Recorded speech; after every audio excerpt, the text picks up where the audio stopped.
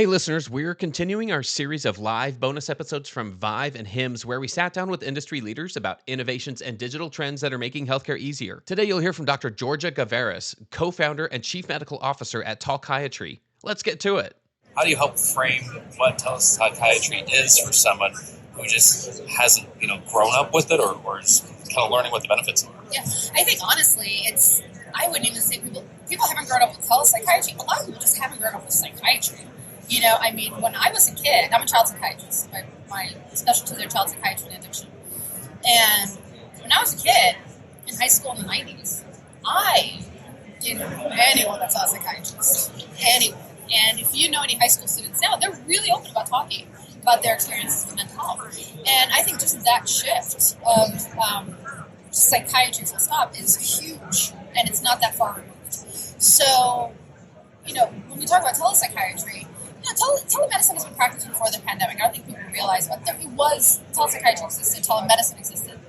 I think what the pandemic did was make it obvious that it was necessary. And then I think what has happened since then is if people were forced to do it, I think they were forced to figure out how to do it well. And those people that are doing it well are going to continue to do it because it's so helpful for the patient. I want to focus on psychiatry, obviously, since that's what I do. But when you look at the United States, when you look at how more than half the counties in the United States don't have a psychiatrist, that's insane. That's insane. That should not be, but it is. It's fact. It's a large country. There are a lot of people, and there are not enough psychiatrists. So, when you include telemedicine, now you're giving people that wouldn't have access to a physician, you're giving them access to a physician. It's not now like I don't live somewhere where there's a psychiatrist, so now I have to figure it out. Either I'll go without. So giving people access to high quality care, and doing it even if they don't live, psychiatrists are usually clustered in major cities, major health centers, things like that. Giving people that access when they live in a place that they normally wouldn't have that access, I think is just, it's game changing. Both for the patient and the doctors, and when you think about it, the insurance companies, right? We are in network with insurance companies. So when Robert and I started this, a big part of what we wanted to do is make sure that we saw people in network. And more than 95% of our patients are in network with one of our, we see them as an in-network provider. Because, mental health shouldn't be a luxury item. And we went back to to these insurance companies who wanted to get more doctors on their panels. They wanted to be able to give their customers access to good providers. So when we looked at our model of how we were going to create this, we had to look at all three parts of that and make sure that we gave people access to quality health care. And insurance companies were more than happy to get more good docs on their panel. So in general, how does just virtual care in general and even digital health more broadly fit into a consumer's health and wellness journey? So I would say a typical person who is just trying to find some of these solutions and will use them if they even know about them. How do we help them understand how great of a benefit that is, or the fact that it's something that's available that didn't used to be for somebody in a certain location, maybe? Sure. Yeah, I think, especially when it comes to mental health, people don't like talking about it. It's still staggering to me of just, the past 30 years that's changed. So getting the word out more and destigmatizing it, I think it's not just about doctors talking how it's just medicine. You should, it's no different than any other medical specialty. Yeah, I can talk about that from the cows come home, but I think people talking to each other about it, making it more accessible for people to hear about those stories from their peers.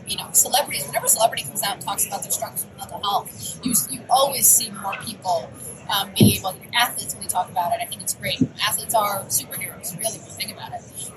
And so when they talk about it, it makes it a little more human. I think those kinds of things really give people encourage themselves to seek help for something that, even though it's better, it's still something that can be stigmatized a lot of times.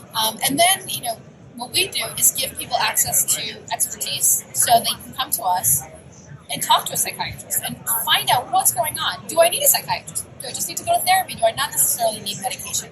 Or should I go to a hospital? That's actually, I've seen people, like I mentioned, one of my specialties is addiction. I've seen people come to me because they have anxiety, and we ask as part of the intake process, do you think you have a problem with alcohol and drugs? And they say no, and I talk to them. And no, they really do. They really do have an unhealthy relationship with drugs and alcohol. And until they can talk to somebody and talk it through, they don't even realize it. So maybe they need more specific care in substance use treatment. There's a lot of parts of psychiatry as well. In psychiatry, there is such a spectrum of different types of treatment and providers. So what we do, and what I think is important for people to have access to, is somebody that can help you navigate that journey. It's not just I need to see a psychiatrist. It's who will meet my needs. It could be something a lot lower acuity, if you will, maybe couples therapy, or couples going through something, or maybe it's something really. I've had people who've had to go to an emergency room because they've reached a point where they're actually in immediate danger. So having somebody help a patient navigate, and I use patient up and zero very specifically, by the way, because I'm a doctor, they're a patient. It's a very therapeutic relationship. So patient's journey and knowing how to navigate it, I think that's my job, is to help them try to figure that out. Yeah. So can you walk me through? So if somebody sees the value, they do want to check it out. Like how does it work for somebody who's kind of newer to the service and maybe a new patient? What does that look like? Those first couple of encounters with them. The first encounter is getting to know them. We spend an hour with every patient when they first come to us. There's a lot of parts to psychiatric evaluation, obviously. Also doing a medical evaluation. Make sure there's not something medically going on. Sometimes it's a thyroid problem, right? You have no energy when you're depressed. No one's ever looked at your thyroid. Something like that. So having someone that can really do that complete exam is super important. Even before they meet with this doctor, though, our first part of if you go through the Talkiatry journey, there's an intake process. And when you do that intake process, we ask very specific questions about things like, are you planning on becoming pregnant? Because we want to make sure that if you're going to be matched with a doc, they're going to be someone that can treat you through that journey as well. Because there are specialties within them. If you're a child, for example, you're setting up your kid, you want to make sure that the person has expertise in child psychiatry and can treat your child. So those kinds of things we do right off the bat. So we also would like it, that first person you meet is the person that you're going to work with. You don't want to have to keep telling your story.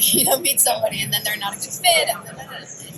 No one wants that. You only want to tell your story once and then maintain that relationship with that person so that it's a journey. What else would you like our listeners to know? So our listeners tend to be pretty engaged in their own health. They tend to be aware of a lot of digital health solutions, but might not be aware of all of them. What else would you like them to know just about things that you've seen along the way? Yeah. Well, just on the doctor level, not as the co-founder of the company level, on the doctor level, I just want to encourage people to be more aware of their mental health along with their physical health, especially and how those two things really do tie in with each other. So people that are listening to this podcast that do that already, we applaud them and convince your friends and family to do that as well. That's the first thing. And I think when it comes to Talkiatry, what I want to say about what we do is we really are trying to destigmatize. We are trying to make it more accessible, make it more just feel normal to people to get mental health treatment. We've said this for years now, but mental health just being health. It really, truly is. It's just health. And you really want to make sure that you think of it just like you would think of any aspect of your life. Even if nothing comes out of the front, maybe you'll go see somebody and they'll tell you, there's nothing that, you're fine. You don't need to see anyone after this. You don't need a psychiatrist. You're fine. That's good too. And that can change in the future. So, it can change both ways. If you're in treatment now, it doesn't mean you're going to necessarily be in treatment for the rest of your life. That's one of the biggest questions I get asked is, if I take medication, will I need to take it forever? I don't have a crystal ball, but chances are probably not. Probably not. A lot of people get better. If you see a good provider and you guys have a good relationship and you can work on this together, and it is work. It is work. Mental health is work on both for the doctor, for the treatment provider, and for the patient. Is that what you tell somebody who truly can benefit from getting help, but is being stopped by the stigma of it? Like, what do you share when you know somebody's in that situation? There's only upside. Seeing a psychiatrist is literally only upside. A lot of people are afraid of what a doctor's going to tell them, and you hear that not just in mental health, but you hear that in everything. It's like, I have this thing on I don't want to. No, just there's only upside in knowing and hearing from a professional. So go find out. Go find out, because the anxiety of not knowing is only going to make things worse in the long run. Knowing is power. There is a lot of power in knowing and having somebody that you can then go through the next steps with. So, just no. Yeah. Really appreciate it. Thanks for taking the time today. No, anytime.